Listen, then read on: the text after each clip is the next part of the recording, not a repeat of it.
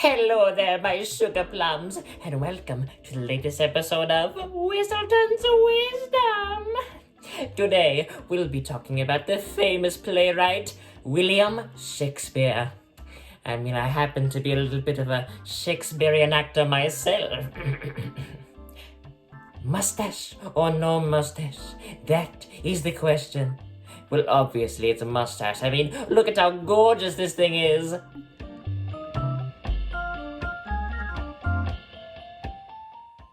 Now I know what you're all thinking. Who the heck was this William Shakespeare guy? Was I said he was write a bunch of plays? Well, I'm about to tell you. I'm about to tell you all about his life from his childhood to his death. So let's move right along. William Shakespeare was born... Wait a minute! Can someone please tell me why it has a bunch of question marks where it's supposed to have William Shakespeare's birth? Oh, well, you see, Mr. Whistleton, no one knows his exact date of birth, but he was born somewhere around the 1560s. So you're telling me that we're supposed to do a video on this historic person's life? Well, And we don't even know when he was born! I'm sorry, my children. I failed you. we're still recording. Yes, where are my notes? I think they're here. Here. Oh, thank you. Let's move right along, shall we?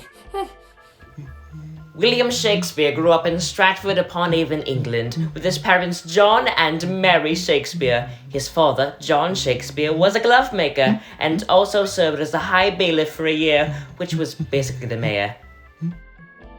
William Shakespeare was born into a time of discoveries and new ideas. For instance, around that time, the Polish astronomer Nicholas Copernicus... Yeah, it's pronounced Copernicus. Thank you. Nicholas Copernicus was the first to come up with the idea of a sun-centered universe. Also around that time, some of the most beautiful and exquisite paintings were being painted, and more people were learning how to read and write. William Shakespeare went to school at the King's New School on the top floor of the Stratford Town Hall. He got to his desk at 6 a.m. every morning and was there until 6 p.m. at night. William was there 6 days a week every year. His only days off were Sundays, market days, and holidays. And it was only for boys. Hold on there, little Willie. You're telling me that this William Shakespeare guy went to an old fancy school and it was only for boys? Your grandma's got 10,000 times the brains than them boys got. I beat them in every kind of spelling bee.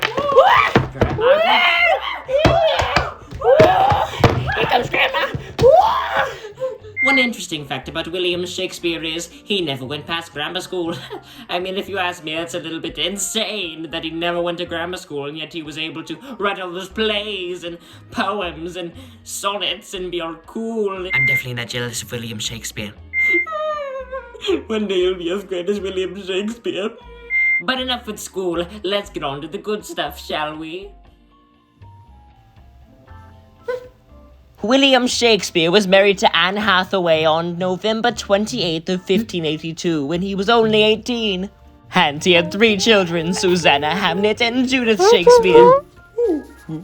After all of his children were born, William Shakespeare left his family.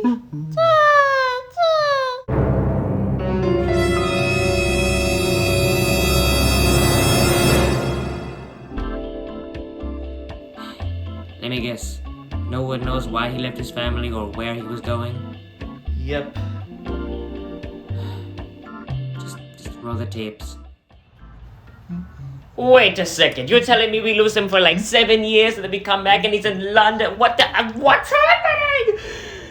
You know what, just continue, I'm sorry. It is uncertain how William Shakespeare got into theatre in the first place, but the next thing you know, he's watching shows and even taking many jobs at the theatre, and eventually he became an actor and started writing his own plays. But by 1592, Shakespeare was one of the biggest playwrights in all of London. And thus, William Shakespeare's writing spree began. He wrote over 35 plays, and it is thought that his first was The Two Gentlemen of Verona. Shakespeare's characters are what made his plays so interesting, each one with their own unique background and story. William Shakespeare really understood what entertained people. Shakespeare wrote play after play after play after poem after play after poem after play. He wrote about wars and silly characters. His first comedy was The Taming of the Shrew, but he never stopped writing. Some of Shakespeare's greatest plays were written after tragic times in Shakespeare's life, such as his son Hamlet's death, his father's death, and a plague that shut down all the theatres in London.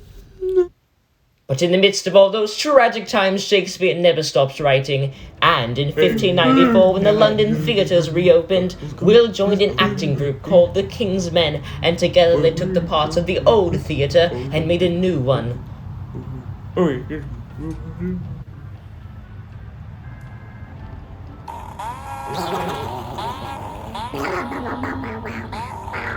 They named their new theatre the Globe Theatre, and they would fly a black flag if they were showing a tragedy, a white for a comedy, and a red for a history.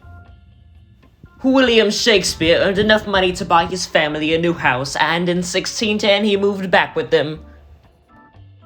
But William kept writing and writing until he wrote his final play, The Tempest, and then William Shakespeare died in 1616 when he was only 52.